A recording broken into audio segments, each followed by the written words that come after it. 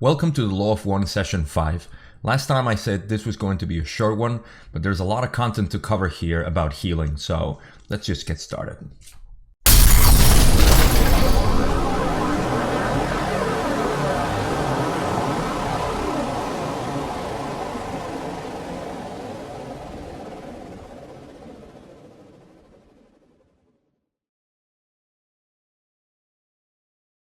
Alright, so last time they ended up in the healing part, and they're going to pick it up right away here in this session. The last time we communicated, we were speaking of the learning of healing. It is my impression from what you gave to us in the earlier session that it is necessary to first purify the self by certain disciplines and exercises. Then, in order to heal a patient, it is necessary, by example, and possibly certain exercises to create the mental configuration in the patient that allows him to heal himself. Am I correct? Although your learned understanding distortion is essentially correct, your choice of vibratory sound complex is not entirely as accurate as this language allows. It is not by example that the healer does the working. The working exists in and of itself.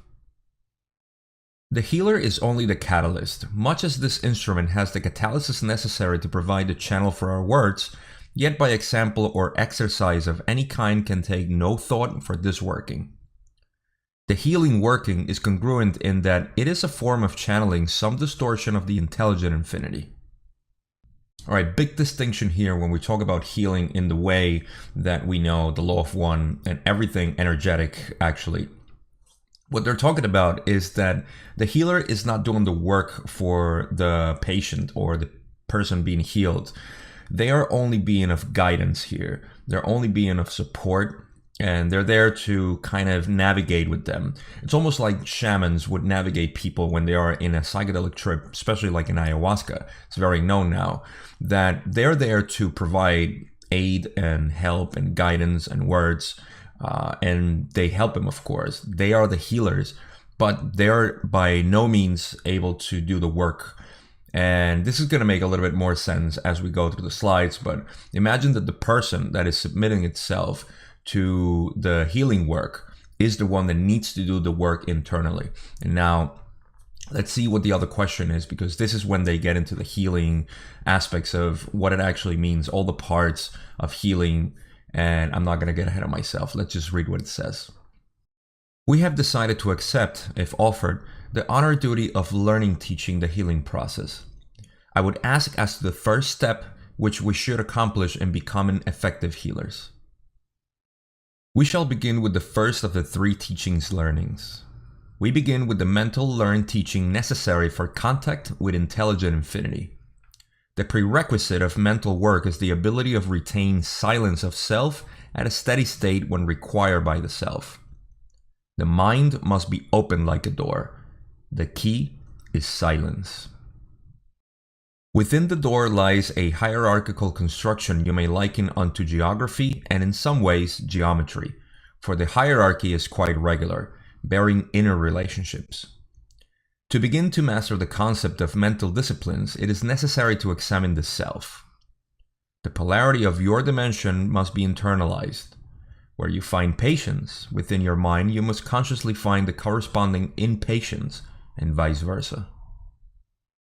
Each thought a being has in its turn an antithesis. The disciplines of the mind involve, first of all, identifying both those things of which you approve and those things of which you disapprove within yourself, and then balancing each and every positive and negative charge with its equal. The mind contains all things.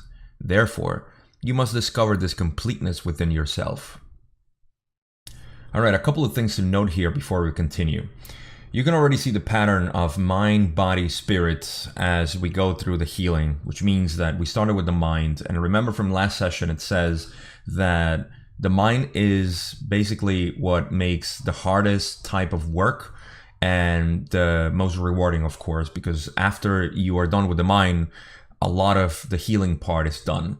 And now they concentrate here a lot in the mind because, like they said in the past session, it's very important.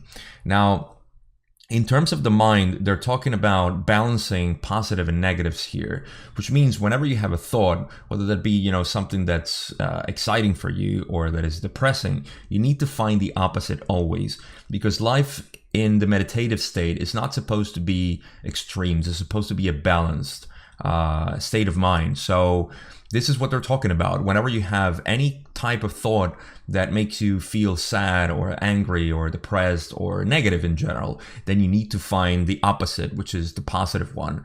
And likewise, you need to find, whenever you have positive, to balance it out and understand and have gratitude, the negative side of it. So it's almost like you balance yourself within those two boundaries of negative and positive polarity, so you can stay in the middle. And that's why they talk about balancing that. And that is achieved a lot by what they call the silence of the mind.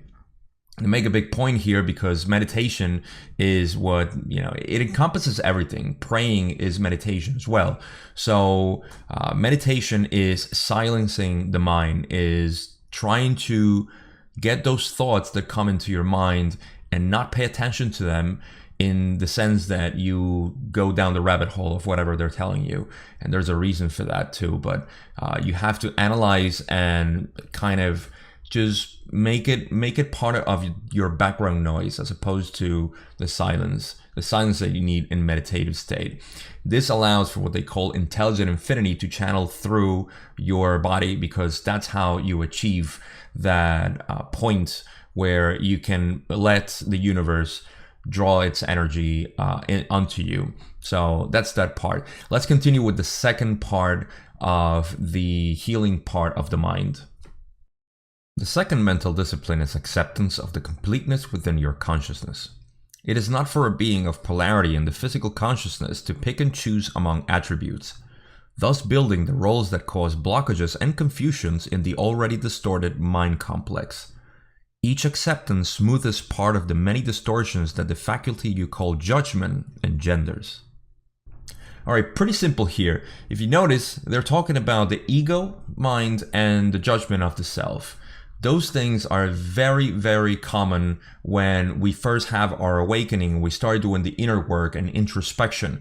We find that there is a part of us that is called the ego mind that is always telling you who we are not.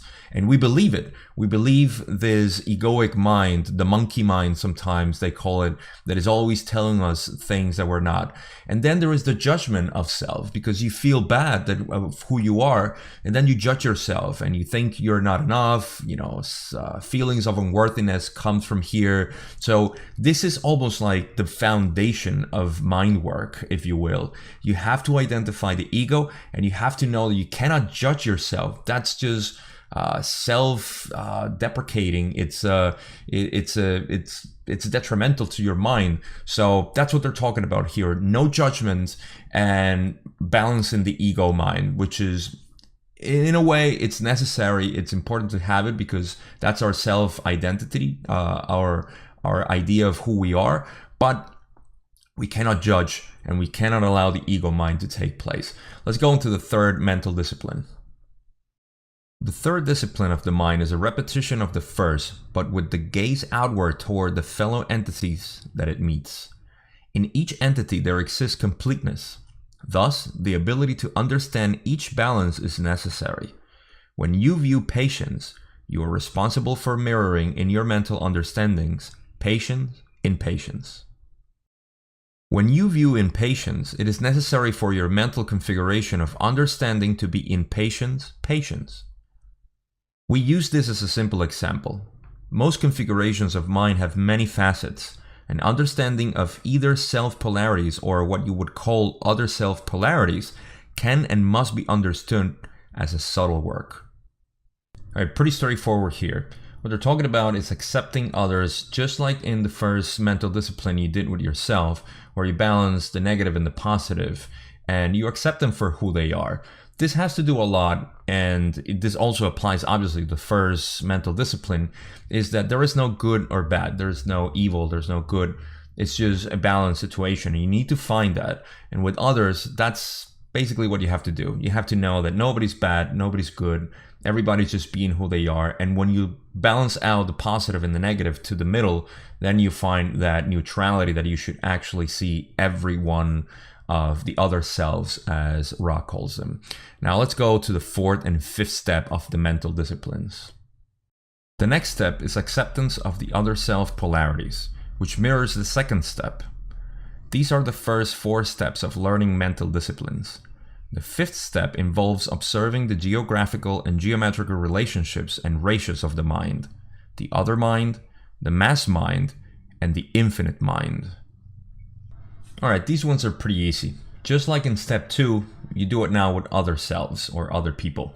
And what you want to do is accept them for who they are, whatever polarity they have. Remember, there's no good or evil. So you have to accept them for who they are. And that's basically it. There's no running around here. The thing is that it's very difficult because, remember, we judge ourselves and we judge others. So in the same way, we cannot judge other people and think that they're good or evil. They simply are. And in these times that we're living right now, I think this is very important because there is a lot of friction and conflict between people. And we need to understand that everybody is playing their role in this lifetime. And we need to respect that. We need to find neutrality. And I think these steps for the mental healing is very important right now. So I leave you with that. Oh, and the fifth step, of course, it has to do, it's a little exotic or subtle if you think about it, because all they're saying is that you need to contemplate, in essence, your mind, the mind of others, the collective consciousness, which is everybody, and the mind of the creator, which is your mind, because you are the creator. My mind as well. All right, let's jump into the second area, which we already know is the body.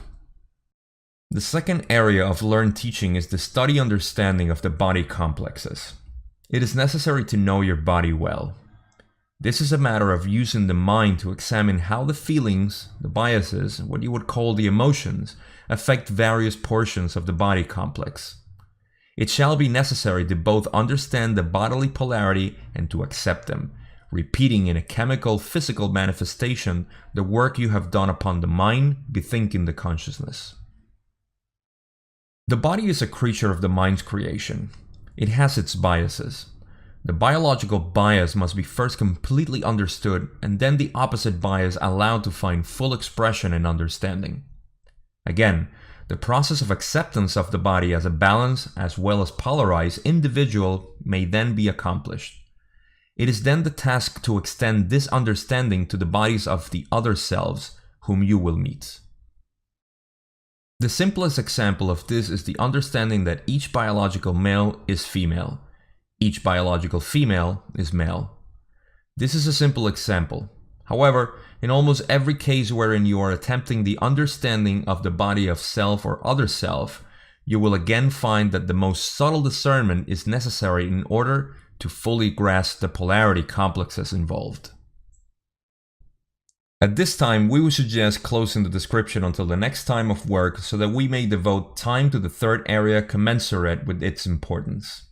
I like how they say here that the body is a product of the mind. And in the same way you did the healing for the mind, you need to do it for the body. So you need to balance out the positive and the negatives. You need to accept its polarities. And you just need to accept yourself for who you are. In the same way, they're saying that you need to accept other selves or other people for who they are. In the same way, if you do it to yourself, then you can do it with others. And that's basically it. One key thing is that the body itself, like they said, is a reflection of the mind. So all the things that you think are creating your body, or at least in the structure that they talk about, and this has to do a lot with the chakra system and how the thoughts and in your mind, the way you perceive yourself also affect each and one of them. So it has to do with that correlation of the thoughts and the chakra system and the energies that are involved there. So that's all there is with the body. They cut it short, as you can see, of course, because this session was only one question. Carla, I assume, was having some issues, and they left the spirit part for the next session. Now, the next session is going to answer that question. It's going to talk about the spirit part and how the healing aspect works with it, but also it's going to get into a lot of other cool things, like where Ra comes from, like which planet specifically. We're going to talk about Maldek, the exploding planet. We will talk about the cycles of the solar system. And most importantly, they're going to start talking a little bit about harvest and what actually happened in Maldek. So I'm not going to get ahead of myself, but I just wanted to tell you that session 6 is going to be packed with a lot of information, really cool stuff. So that's all I got for session 5. Like I said, session 6 is going to be really exciting for me, and I can't wait to share it with you. Again, subscribe, like, and put the notification for each video that I put up, and I'll see you in session 6.